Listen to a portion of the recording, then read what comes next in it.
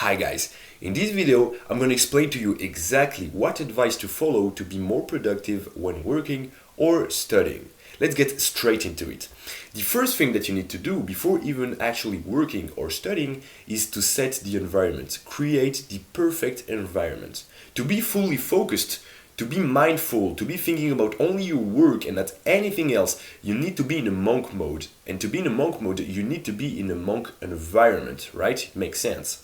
And the monk environment is firstly an environment that is sober and tidy. You cannot work on a table if there's your phone, some books, your clothes, the TV over there. No, ideally, if you only work with your computer, then on the table you should only have your computer. That's the best case scenario, right? Don't take your phone with you if you don't use it to actually work or study, right? Put it in a different room. Remove all the unrelated tabs on your computer. Remove all the potential distractions. This way you're fully focused and you're more productive. So the perfect environment, the monk environment, is sober, tidy, and quiet. So close all the windows. If there's still noise, you can use a white noise machine or you can listen to music. Now it's a bit debated because it depends on the person. Some people are more productive in complete silence and some people are more productive with music.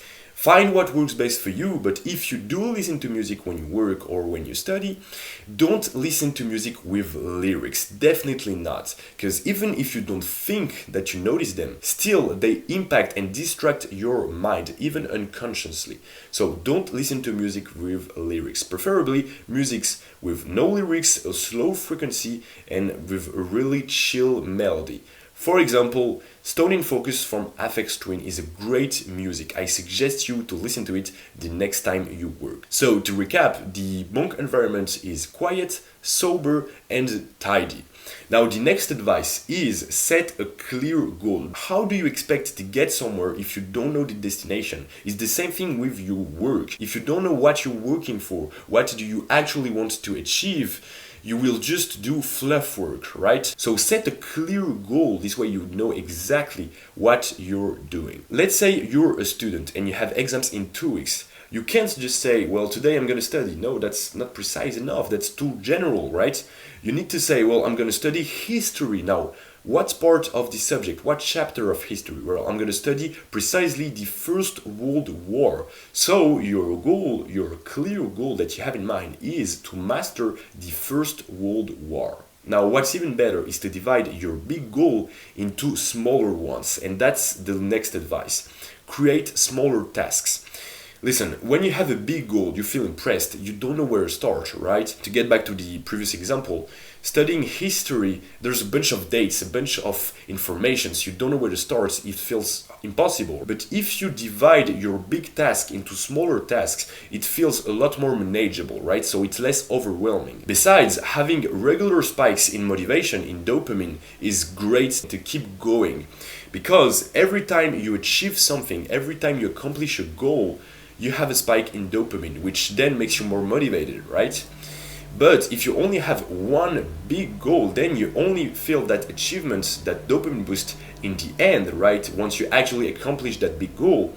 But if you create little tasks, in that example it's pretty obvious, you're going to divide the First World War into each year of the First World War. So firstly, you're going to master 1914, then you're going to master 1915, and so on. Every time that you accomplish each of these little tasks, you have a dopamine boost, so you feel more motivated. So it pushes you, it makes you want to keep going. So create little tasks, it allows you to feel less overwhelmed and to be more motivated. Now, the next advice is to use AI. Listen, we're in 2024, there's literally thousands of AI on the internet. Some are specialized in writing scripts, in creating algorithms, in photo retouching, and some are completely free, which is the case of ChatGPT, for example. ChatGPT is not the best AI on the internet, but if you don't know where to start, if you're a bit lost, just begin with ChatGPT, it does the job and it's completely free. If you don't work with AI, you're just wasting your time. AI allows you to get more information, more data, more ideas, more concepts about anything, it also helps you to have more structure, more organization in your work, and all of that in no time. So it helps you to save time. So if you don't work with AI, start using it. It's an amazing tool. And finally, the last way to enhance your productivity is to work fasted. Now listen, from an evolutionary perspective, being fasted is the best moment to work, to be alert. Our ancestors, they didn't get to eat every 3 hours, right? That's just nonsense. That's an invention of the modern world. No, our ancestors, they were eating only when the hunt was a success, right? So when they were hungry, they were on a hunt mode because they needed to be more mentally sharp, to be more accurate, more alert, more energized to actually find an animal, track it, pursue it, and kill it. And this mechanism is still anchored in our mind. So when you're fasted, you're mentally sharp, precise, clear, lucid, and you feel more energized. Personally, I work a lot in the morning when I'm fasted because I eat my first meal of the day around midday, and that's when I get the most done. But try by yourself to work fasted and you'll see it's amazing. Now, thank you for watching this video, guys. I hope you enjoyed it. As always, you can leave a like, subscribe to my channel, click the bell button, and I'll see you next time.